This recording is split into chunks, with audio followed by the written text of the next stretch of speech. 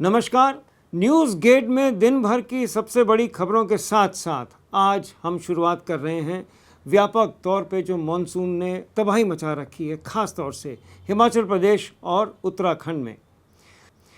Indian मीट्रोलॉजिकल department ने वहाँ पर रेड अलर्ट घोषित कर दिया है। रेड और ऑरेंज दोनों अलर्ट्स। रेड अलर्ट माने आने वाले 24 घंटे में 204 मिलीमीटर से यदि ज़्यादा की बरसात का अनुमान हो तो उसे रेड अलर्ट कहते हैं। व्यापक तौर पर तबाही मचाने वाला रेड अलर्ट होता है। वही हालत हुआ हिमाचल प्रदेश में मंडी के इलाके में, ख़ास तौर से काफ़ी तेज़ पानी, बरसात, बादल फटने की, क्लाउड बर्स्ट की जितनी भी खबरें आ रही हैं, उसके साथ साथ ये भी खबर आई कि पिछले 10 दिनों में करीब 44 लोगों की मृत्यु भी हो गई है। इस बार मॉनसून अपने तयशुदा तारीख 8 जुलाई से पहले आ गया है, 9 दिन पहले आ गया है। पूरे all over India monsoon has covered the entire country, जो ऐलान इंडियन मेट्रोलॉजिकल डिपार्टमेंट ने आज से 2 दिन पहले किया था। अब हम रुख करते हैं पाकिस्तान की तरफ और इस विषय पे हम बात करेंगे कि पिछले गए 24 घंटे 48 घंटों में पाकिस्तान में क्या सुर्खियों में खबरें थीं। अपने सीनियर जर्नलिस्ट सुशील कुमार सिंह जी के साथ भी बात करेंगे। ख़ास तौर से आसिफ मुनीर, जो वहाँ पर फील्ड मार्शल कहलाते हैं, आर्मी के जनरल, उन्होंने कराची में नेवल एकेडमी में एक पासिंग आउट परेड में ज़ियाउल हक को अपना जो वो मानते हैं गुरु, और वो उनको एप करते हैं, उनको कॉपी करने की कोशिश करते हैं, कुरान की आयतें बोलते हैं कि फील्ड मार्शल की यूनिफॉर्म पहन के जब भी उनको स्पीच देने का मौका मिलता है, वही उन्होंने किया कराची में।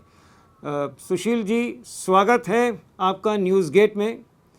आपसे मैं जानना चाहूँगा कि पिछले गए 24 घंटों में पाकिस्तान से क्या खबर आ रही है जी। तो वो एक नेवी के एक फंक्शन में गए हुए थे, जहां उन्होंने काफी कुछ भारत के खिलाफ बोलते हुए, कश्मीर पर कि हम ऐसे नहीं छोड़ देंगे वगैरह वगैरह। वहां के और दूसरे भी नेता वैसे तो ये कहते रहे हैं, उनके दूसरे मिनिस्टर वो शहबाज भी और उनके मंत्री भी, कि अब अगर बात होगी तो उस कश्मीर पर होगी जो इंडिया के पास।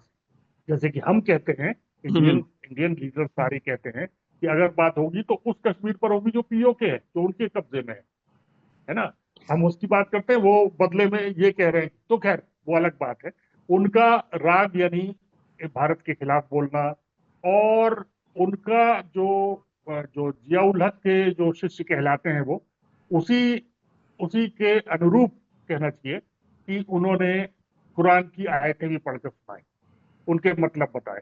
शायद पहले तो ज़ियाउल हक के बाद, आपने बिल्कुल अच्छा जिक्र किया, ज़ियाउल हक के बाद ये शायद दूसरे पाकिस्तान के आर्मी जनरल हैं जो एक कुरान का सहारा लेके या उनकी आयतें पढ़ के वो थोड़ा रिलीजियस अपने स्पीच में फर्वर ऐड करके जी। ये इसका एक मतलब है असल में। वहां जो एकदम कहना चाहिए कट्टर मुस्लिम वर्ग है पाकिस्तान में, उसको ये सब बहुत पसंद आएगा।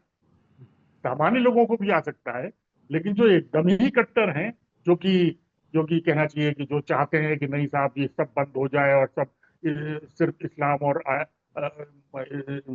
इस्लाम की शिक्षा दी जाए और ये सिर्फ ये पढ़ाया जाए और वो ये सब आधुनिक जो चीजें बंद कर दी जाए। इसके बहुत से लोग हैं ऐसे जो ये चाहते हैं कि बस मदरसे ही रहे, बाकी सब कॉलेज बंद कर दी जाए। इस तरह की मानसिकता वाले लोग हैं वहां, तो उनको वो बड़ा पसंद आएगा। ये ऐसा इसको बुनाया था अपने जियाउल हक ने भी, तो ये उस लाइन पर चल रहे हैं। और जो इनकी स्थिति है आज, मुझे तो लग रहा है कि ये धीरे धीरे धीरे धीरे ये सत्ता की तरफ बढ़ रहे हैं। यानी जो जो यानी जो सत्ता अभी बाहर है, अभी तो ये जनरल और या फील्ड मार्शल ही है ना। हो सकता है किसी ये प्राइम मिनिस्टर हो सकता है प्रेसिडेंट हो, आप अपने मुताबिक बिल्कुल आपने बिल्कुल संविधान को बना। ठीक जगह बिल्कुल you have hit the nail on the head जिसे कहते हैं, बिल्कुल ठीक आपने वो बात पकड़ी क्योंकि आज हमारे भारत में कई जगह ये खबरें भी छपी हैं कि फील्ड मार्शल मुनीर साहब की एम्बिशंस जो हैं वो प्राइम मिनिस्टरियल गद्दी पर बैठने की हैं। He wants to become the next prime minister of Pakistan and कहने का मतलब ये है कि जिस तरीके से उनके साथ घटनाएँ घटी हैं व्हाइट हाउस में, जैसे उनको इनवाइट किया गया और प्राइम मिनिस्टर की साख कम हो गई वहाँ पे। प्राइम मिनिस्टर रहते हुए हम्म, एक आर्मी के जनरल को व्हाइट हाउस में जाना, वही अपने आप में एक बड़ी अजीबो-गरीब बात थी। बिल्कुल बिल्कुल सही बात है। अब देखिए, हुआ क्या है कि जब जब लड़ाई चल रही थी हमारी, इंडिया के साथ संघर्ष चल रहा था 4-5 दिन का जो चला है, तो उसमें एक दिन तो यानी उनको मार्को रूबियो को, सेक्रेटरी ऑफ स्टेट को, अमेरिका के, उनको इनसे बात करनी पड़ी थी। और वो भी तब करनी पड़ी थी जब वो शाहबाज से और प्रेसिडेंट से और विदेश मंत्री से बात कर चुके थे। तो अगर उनसे करने के बाद वो कर रहे हैं इनसे, तो जाहिर है कि उन लोगों ने कहा है कि आप उनसे बात करिए, क्योंकि वही डिसीजन लेंगे, हम नहीं ले पाएंगे, या हमारी बात वो नहीं मानेंगे, या नहीं मान सकते, है ना, हमारी बात नहीं सुनते। ये सब तो कह नहीं सकते थे, दैट मतलब मीन्स अमेरिका ने भी पब्लिकली ना कहें, लेकिन एक्चुअली ये इशारा किया, तभी रूबियो ने बात की इनसे। एक्चुअली तो बिल्कुल उसके ठीक कहा। बाद फिर, मैं वही वही और उसके आपकी बाद फिर, सॉरी, प्लीज हाँ, कंटिन्यू। उसके बाद फिर ये प्रेसिडेंट ट्रम्प का बुलाना उनको लंच पर, एकदम पर्सनल लंच, 1-to-1 मीटिंग, ये सब तो बड़े अपने आप में अजीबोगरीब चीजें हैं। और ये उनका रुतबा बहुत बढ़ा देती, उनका रुतबा इस लायक इस तरह बढ़ा देती हैं कि पहले तो उन्होंने बहुत तरह से कोशिश कर करके अपने आप को वो यहाँ तक लाए थे। बाजवा के वक्त में इनकी हैसियत ये नहीं थी, जनरल बाजवा के वक्त में, जो वो हम्म, आर्मी के चीफ थे पाकिस्तान के, जब जिनका हमारे सिद्धू, नवजोत सिंह सिद्धू से प्रॉब्लम हुई थी, करतार सिंह हाँ, जब कॉरिडोर, वो गए है थे ना, वहां पे हाँ, बिल्कुल उनसे गले बड़े मिले थे उनसे, गर्मजोशी से हाँ, मिले थे, वो बिल्कुल ठीक समस्या है। हो गई थी। जी जी बिल्कुल। हाँ, यहाँ पॉलिटिकल पॉलिटिकल उसका इशू बन गया था। हम्म। तो बहरहाल बाजवा के वक्त में ये इतने सही नहीं थे, लेकिन ये इमरान के दोस्त होते थे। आप देखिए कमाल, बाद में जब इनको लगा कि नहीं, यही आदमी मेरे रास्ते में आएगा, तो उसको ही किनारे किया उन्होंने, और दूसरे लोगों को जिनसे इनकी दोस्ती नहीं थी, उनको लाके पावर में और प्राइम मिनिस्टर और ये विदेश मंत्री बनाया, बिलावल भुट्टो जी। और शहबाज शरीफ को साथ लाना, वो इन्हीं का तो, मतलब आर्मी का ही तो खेल है, he वो मुनीर wants का to खेल है। he wants to wrest the power and then take the center stage in जिसे कहते हैं हाँ, पाकिस्तान में by any kind of means, जिसे कहते हैं any kind of means में बिल्कुल बिल्कुल। जो पाकिस्तान में हमेशा हम देखते आए हैं कि वो कू हो जाता है जब भी कोई अपदस्थ होता है इलेक्टेड प्राइम मिनिस्टर, तो वहाँ पर जो उनका आर्मी का चीफ होता है, वहाँ तो एक रिवायत है सुशील जी, वो तो आई हाँ एम हाँ, श्योर कि बिल्कुल। वहाँ की जो जनता है वो बड़ी यूज्ड टू हो गई होगी।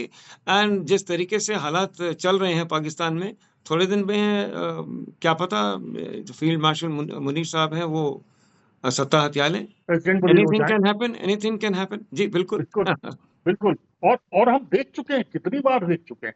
और मैं आपको बताऊं, हम जो आज की बात कर रहे हैं, बाकायदा पाकिस्तान की पब्लिक में ये बातचीत होती होगी, वो लोग भी अटकलें लगा रहे होंगे, कि कयास लगा रहे होंगे कि कब होगा, कब होने वाला, अब वो टाइम आया। लेकिन यानी आप सोचिए कि शहबाज शरीफ, इनके सामने अब क्या रह गई है उनकी इज्जत, वाक़ई, वाक़ई। उनका रुतबा क्या रहेगा। बिल्कुल ठीक फरमाया आपने सुशील जी। हम अपने इस पाकिस्तान के ऊपर जो आपकी विशेष टिप्पणी रहती है, ये सिलसिला अब हम आने वाले दिनों में भी जारी रखेंगे। आज बात करने के लिए न्यूज़ गेट से बहुत-बहुत धन्यवाद सुशील जी। अब दूसरी तरफ खबर का रुख करते हैं ईरान और यूनाइटेड स्टेट्स के दरमियान जो एक शीत युद्ध चल रहा है। हालांकि युद्ध विराम हो चुका है ईरान और इजराइल का डोनाल्ड ट्रंप साहब की मध्यस्थता के कारण, बट एक सनसनीखेज खबर आई है। इंटरनेशनल एटॉमिक एनर्जी एजेंसी जो यूनाइटेड नेशंस का एक न्यूक्लियर वॉचडॉग की तरह है, उसने आज से 2 दिन पहले खबर दी कि जो हमला यूनाइटेड स्टेट्स ने खासकर 3 जो उनके न्यूक्लियर संयंत्र थे ईरान के, उस पर खासकर जो फोर्दो इलाका है, जहाँ पे फोर्दो में जहाँ पे उनका एक न्यूक्लियर फैसिलिटी है, उसको डिस्ट्रॉय नहीं किया गया है। वहाँ पर यूरेनियम इनरिचमेंट का जो उनका प्रोग्राम चल रहा था ईरान का, वो 60% तक कंप्लीट हो गया और उसके जो मटेरियल था वो करीब 110 ट्रक्स में बाहर निकाल लिया गया। ये खबर सबको पता लग गई। पर सबसे हैरत अंगेज़ खबर क्या है, ईरान का यदि न्यूक्लियर एस्टैब्लिशमेंट तबाह नहीं हुआ है और वो अभी भी बम बना सकता है। देखिए 60% न्यूक्लियर एनरिचमेंट हो गया है। ये माना जाता है कि अगर 60 से 90% तक वो अगर अचीव कर लेते हैं तो वो बम बनाने की, न्यूक्लियर बम बनाने की उनमें क्षमता आ जाती है, विच इज़ एस्टैब्लिश्ड फैक्ट। जो न्यूक्लियर साइंटिस्ट और डिफेंस एक्सपर्ट्स हैं वो ये सब जानते हैं कि अगर उन्होंने 60% बना लिया और अगर 90% तक वो पहुंच जाते हैं, जो एटॉमिक एनर्जी कमीशन ने कहा है कि आने वाले 3-4 महीनों में अगर वो अपना प्रोग्राम रीस्टार्ट कर दें, जो शायद उन्होंने कर भी दिया हो, वो अचीव कर लेंगे। They will be able to achieve it. ये आपने देखा जिस तरीके से आपको विजुअल्स दिखाई दे रहे हैं, अमेरिका ने जब बम्बार्डमेंट किया तो खासकर हम उस फोर्दो न्यूक्लियर प्लांट की बात कर रहे हैं जहाँ पे अटैक हुआ। बंकर बस्टर बॉम्ब्स इस्तेमाल किए गए और प्रेसिडेंट ट्रंप को हम सुन लेते हैं, उन्होंने क्या कहा। Iran will never rebuild its nuclear. From there, absolutely not. That place is under rock. That place is demolished. इस गेट की पैनी नज़र रहेगी आने वाले दिनों में भी। अब खबर चाइना से।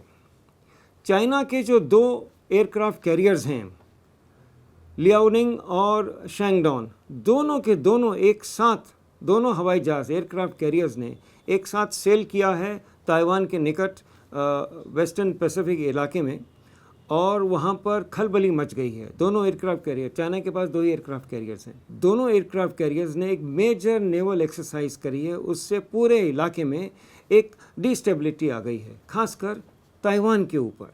ताइवान पर जो प्रेशर पड़ रहा है उस इलाके में आप देखिए, ये जो विजुअल्स आपके सामने आ रहे हैं दोनों एयरक्राफ्ट कैरियर के, they are big aircraft carriers. And वहाँ पर जो खबर आई कि ऑपरेशंस हुए साउथ चाइना सी के पास वेस्टर्न पैसिफिक में। लियाओनिंग से तो टेक ऑफ, लैंडिंग और मॉक ड्रिल भी हुई और एक्सरसाइज भी हुई, जो खबर हमारे पास आई है। और शैंगडॉन ने तो मैन्यूवर्स किए हैं बिल्कुल फिलीपींस के नज़दीक जाके। दोनों एयरक्राफ्ट कैरियर बड़े तैयारे हैं, एयरक्राफ्ट कैरियर्स हैं, and they have enough fire power to punch a hole, जिसे कहते हैं। दूसरी आर्मीज़ और दूसरी जो मिलिट्री फोर्सेस हैं, खासकर नेवल फोर्सेस उस इलाके में, आने वाले दिनों में हम इसको फॉलो करते रहेंगे। बात जब नेवी की हो रही है तो भारतीय नौसेना में आज INS तमाल जो मल्टी रोल फ्रिगेट है, वो आज पूरे तौर पे आज उसका ग्रहण हो रहा है, उसका ट्रांसफ़र हो रहा है फ्रॉम रशियन नेवल शिपयार्ड। आज हम लोगों को वो पूरे तरीके से वो शिप मिल रहा है। ये आखिरी नेवल वॉरशिप है भारत का जो बाहर बना है, रशिया में बना है। इसके बाद जितने भी शिप्स बने हैं वो सब के सब यहीं बने हैं। और ये INS तमाल जो तलवार और तेज क्लास का जो शिप्स हुआ करते थे, फ्रिगेट्स, उसका एक नया वर्जन है, 125 मीटर लंबा है।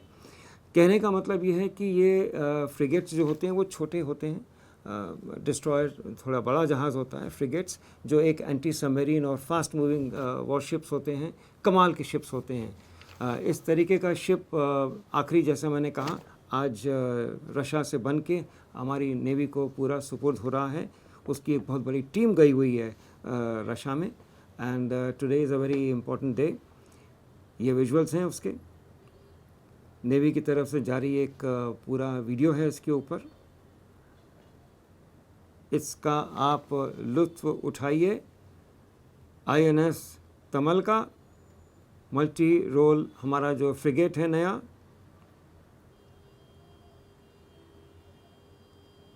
इसके साथ ही आज का न्यूज़ गेट का अंक हम यहीं समाप्त करते हैं, न्यूज़ एट 9 का।